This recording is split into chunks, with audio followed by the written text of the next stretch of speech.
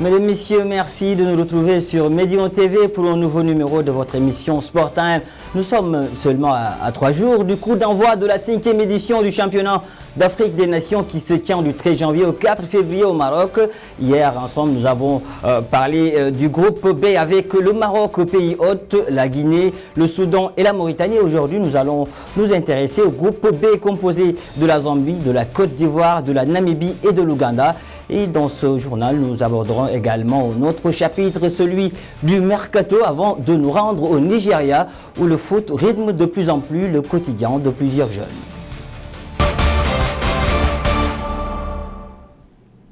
Je vous l'annonçais dans les titres. Aujourd'hui, nous allons faire un focus sur le groupe B à quelques jours du démarrage du CHAN au Maroc. Et sans plus tarder, nous allons commencer avec la Zambie qui s'apprête à disputer sa 3e phase finale de championnat d'Afrique des Nations.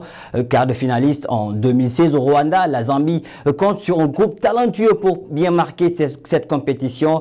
Les protégés de Wetson Irenda feront cette année sans Christophe Katongo, parti au Wits University Club en Première Ligue sud-africaine. Après leur 3e place en 2009, les Chipolopolo veulent monter sur le toit de l'Afrique lors de cette 5e édition du CHAN. Mais pour cela, ils devront d'abord se tirer d'affaire dans un groupe très relevé.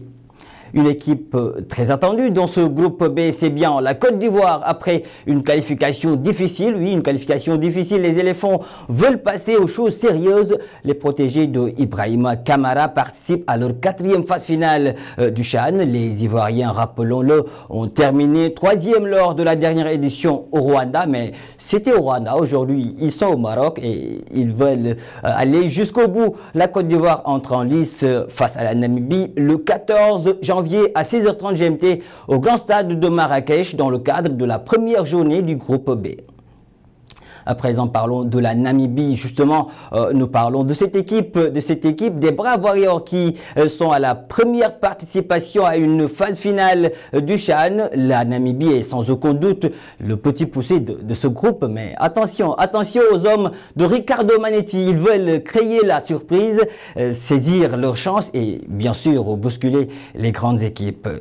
Et nous allons terminer le groupe B avec l'Ouganda qui est l'un des rares pays à se qualifier pour 4 éditions sur 5 des championnats d'Afrique des Nations, mais en 3 phases finales, l'Ouganda n'a jamais réussi à passer le premier tour. Cette année, les coéquipiers de Derrick Simbambi espèrent jouer leur chance à fond et sortir de ce groupe avec un effectif qui compose déjà l'essentiel de l'équipe A d'Ouganda.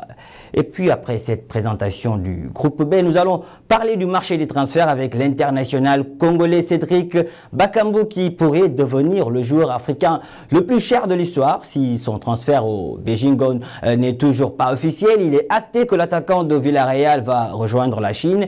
Et si son futur club a bien payé sa clause libératoire de 40 millions d'euros, son prix va finalement avoisiner 74 millions d'euros en raison des nouvelles taxes imposées par son État. Le Beijing va en effet devoir débourser cette somme selon l'équipe. De son côté, l'ancien socialien touchera lui un salaire annuel de 18 millions d'euros bruts. Et puis nous parlons de l'Égyptien Mohamed Salah. Selon Sky Sport Italia, le club madrilène s'intéresse à Mohamed Salah en vue de la saison prochaine. Auteur d'une première partie de saison exceptionnelle avec Liverpool, l'international égyptien aurait un profil qui séduirait beaucoup les dirigeants madrilènes qui pourraient faire une ou plusieurs tentatives pour le recruter l'été prochain. Pas certain toutefois que les Reds ne se laissent faire encore, mais après le départ de Coutinho. Après la Coupe de France ce week-end, c'était au tour de la Coupe de la Ligue de faire valoir ses droits en ce milieu de semaine.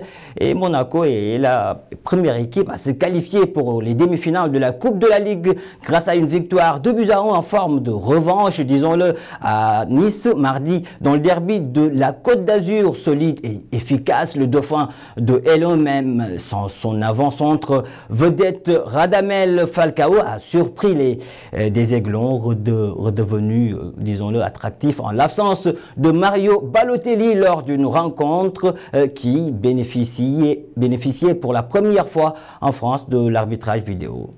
Et après la France, chers téléspectateurs, direction l'Angleterre pour parler de League Cup où longtemps en difficulté face au double rideau défensif de Bristol, Manchester City a fini par prendre l'ascendant sur le pensionnaire de Championship mardi soir en demi-finale allée de la League Cup 2-1 grâce notamment à un but du rentrant Sergio Aguero dans le temps additionnel. Les Citizens sont devant face au tombeur de United avant le match retour le 23 janvier. Comme au symbole, c'est sur un changement offensif que le manager catalan a réussi son coup en faisant entrer Sergio Aguero à la place de Yaya Touré. C'est l'Argentin qui a inscrit le but de la victoire dans le temps additionnel sur une merveille de centre de Bernardo Silva. Après le foot, un mot de handball à présent, en prélude à la CAN de handball que Libreville accueille la semaine prochaine. Les journalistes sportifs du Gabon sont à l'école du handball. Il s'agit de 2 jours de formation sur les règles et bien sûr les lois de la discipline. Objectif, maîtriser le jeu, ses outils, sa pratique et ses acteurs. Le stage est encadré par des experts locaux. L'initiative est de l'Association des journalistes de la presse sportive gabonaise avec le soutien du ministère gabonais des Sports. Au micro de notre correspondant Ismaël Obianze, suivant les interventions de début de formation.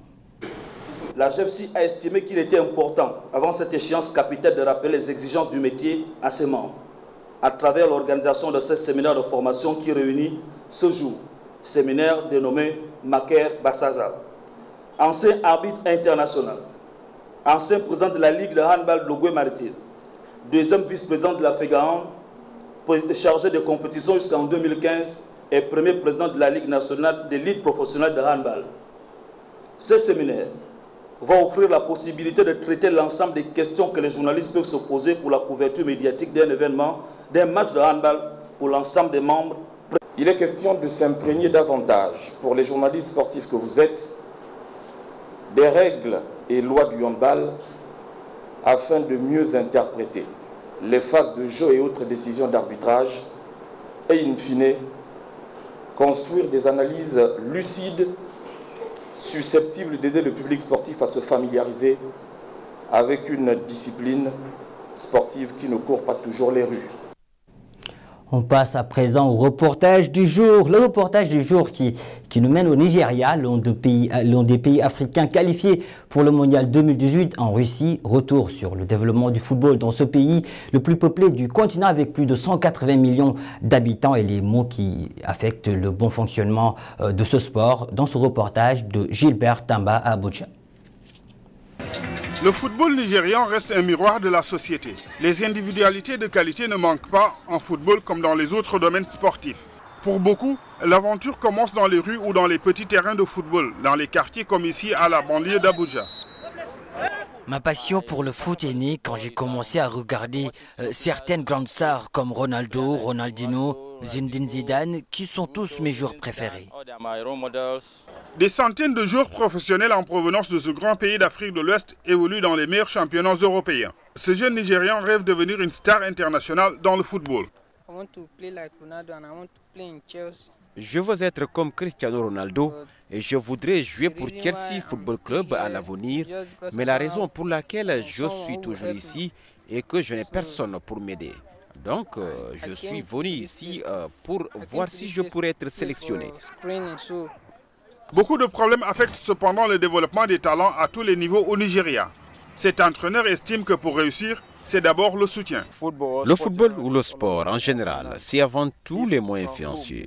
Si tu n'as personne pour te soutenir et que tu es compétent mais également pas aussi connu, dans ton école on s'intéresse au football et tu as la chance, les gens peuvent t'encourager.